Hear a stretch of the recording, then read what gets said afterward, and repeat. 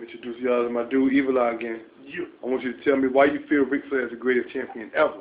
Because he finished about 365 days all around the world. He was a traveling world champion, and nobody never did it better. I don't care if you held it 2 years, bro, San Martino. I don't care if you held it 7 years with Hogan, but Ric Flair's the greatest because he fought everybody. Period. So, why do you feel that? Do you feel that the Four Horsemen was important to Ric Flair? Do I feel the Four Horsemen? Yeah, it was a main part of Ric Flair's success, but Ric Flair, people don't realize Ric Flair was already 4-time world champion before he got with the Four Horsemen. But yes, they played to his success because when they came along, he didn't lose the belt too often. He was right there to make sure he secured his title. So, who's the greatest wrestler in the Four Horsemen, period? Arn Anderson. Why do you say that? Because he beat Ric Flair. Ric Flair never ever beat him ever. People that beat Ric Flair, Flair has beaten him too. Arn Anderson's the only person that Flair never beat. So, you say the greatest out of the Four Horsemen was Arn Anderson. Yeah. Alright, Arn Anderson only got the television title by himself as a singles wrestler. Ric Flair was 16-time world champion. Explain. Because Arn Anderson helped him. He was there. He was there to support him. Each time, if somebody was getting, if Ric Flair had a title match, they'd beat you up before you come to that match. So then you already halfway fucked up. You see what I'm saying? But Arn Anderson was the enforcer of that team, and without Arn Anderson, there'd been no Four Horsemen. What do you mean by the enforcer? What do you mean by that? He enforced the rules. If you challenged Ric Flair, he was the one who forced your ass whipping. That you would get the next show. You know what I'm saying? Arn Anderson was always there. Without Arn Anderson, there'd be no Four Horsemen. I can say without Ric Flair, there'd be no Four Horsemen. Yeah. True, but without Arn Anderson too, it would be no Four. Who do you feel? Name Ric Flair's top 3 greatest nemesis. Ricky Steamboat, number 1, definitely number 1. Sting will be number 2, and Dusty Rhodes will be Dusty will be number 3. 2, and Sting will be number 3. Now tell me why you didn't put Harley Race in there. Cause Harley Race was at the beginning of his career, and Ric Flair really, he beat Harley Race for the title, but him and Harley Race's matches weren't as legendary to me as Ricky Steamboat match was, or Dusty Rhodes matches, or Sting later in his career. Because he helped Sting, he made Sting. You feel me?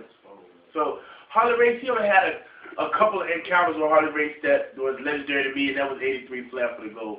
Other than stuff was mediocre to me. Who was the Four Horsemen's greatest nemesis? LOD, Nikita Koloff, Dusty Rhodes, and for that little short time, Magnum TA. So, do you consider yourself one of the biggest Ric Flair fans ever? The biggest. Don't nobody know more about Ric Flair than Ric Flair to me. If your name ain't Ric Flair, you don't know more about me. What would you like to see Ric Flair do from 2010 and beyond? Right now, what you want to see him do next?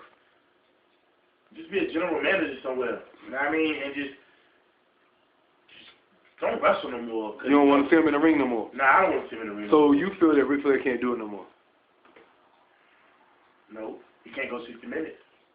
So you feel in your heart that you're the biggest Ric Flair fan. You don't feel that Ric Flair can go 60 minutes with nobody. And not put on a... I remember the time when Ric Flair could take a broom and get the broom over. In 60 minutes, they'll say the broom was the greatest wrestler ever. He can't do that no more. You feel me? Like, I know he can't. He know he can't. So he can't even get mad if he see this. You feel me? Like, I seen a time when Ric Flair fought Rocky King. And I swear to God, in the match, I thought Rocky King was the next world champion. You feel me? So I know for a fact that he could and that he can't. So I don't want to see him in the ring no more.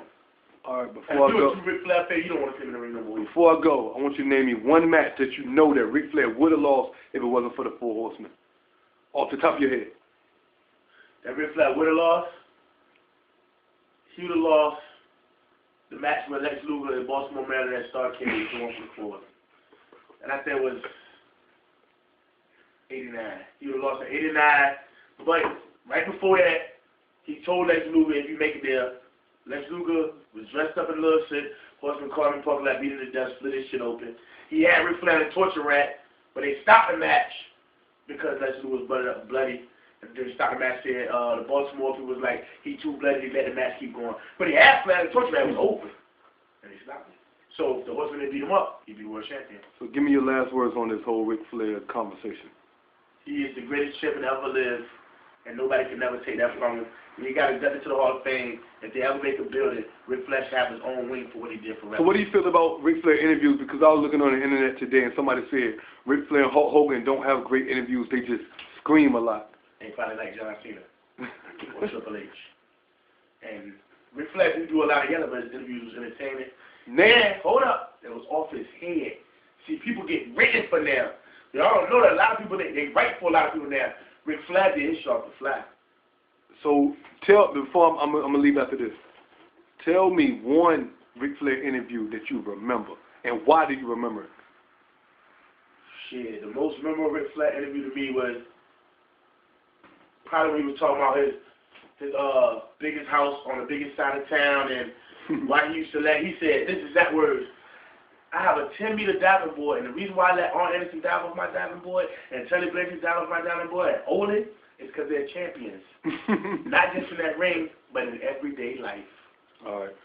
We're going to wrap that up. That's super, not just in the ring, in everyday life, they champions. You know what I mean? They're everyday life. That's my running. And I remember one time he said, this coat costs $1,000.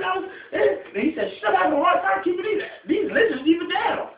And some lizard shoes though. He said, my shoes cost more in your house. That nigga Flair. I'm gone. And you know I'm getting this last footage, but I'm gone. Oh, okay.